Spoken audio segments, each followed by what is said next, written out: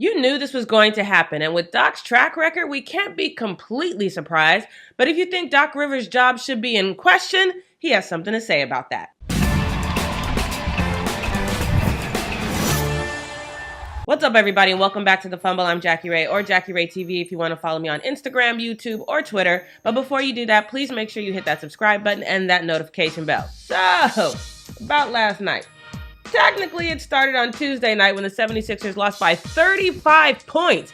Game 6 didn't help, though, and in Thursday's winner-go-home game, the 76ers never had a moment where they could truly break away from the Heat, and they lost Danny Green early in the first quarter.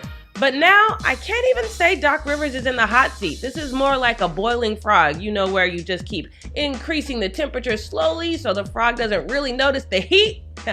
That might have been a terrible pun. But given that Doc Rivers feels he has done a terrific job, it's not entirely inaccurate. I don't worry about my job, Howard. I think I do a terrific job, and if you don't, then you should write it.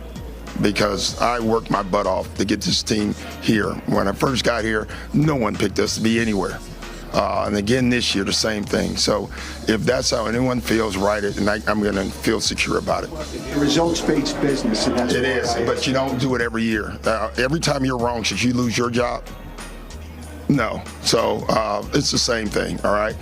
Now, to be clear, in my heart, I don't think Doc Rivers is a bad coach, and the situation in Philly is not his fault. But Twitter does not agree. This user says, let's see, no adjustments, no creativity, throws players under the bus, blows leads like no other, doesn't put players in positions to succeed. Yeah, the eye test determined that to be a lie. The best follow-up to that argument is this user who simply posts this picture of Doc Rivers and his board with no plays on it. Now come on, maybe he just wiped it off because it'd be too easy to steal your plays and see what you're doing if you just have it out like that. But like I said, I don't think this is all Doc Rivers' fault. I think you can blame this one on Daryl Morey and his man crush on James Harden, who was flat out underwhelming since joining the 76ers. And in a weird twist, Joel said Daryl Morey is doing a great job because he brought on Seth Curry and Andre Drummond. Of course, they were traded for James Harden, so yeah. And then he said this. Since we got him, everybody expected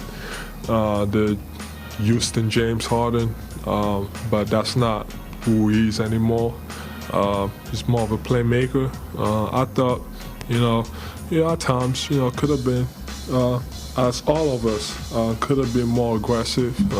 All of us, whether it's Tyrese or Tobias or, guys coming off the bench. I still think Houston James Harden is still in there, and I don't want to be a conspiracy theorist, but Stephen A. Smith said he thought Joel and James Harden were not putting their best foot forward because they wanted Doc out, and James Harden specifically wanted Mike D'Antoni in.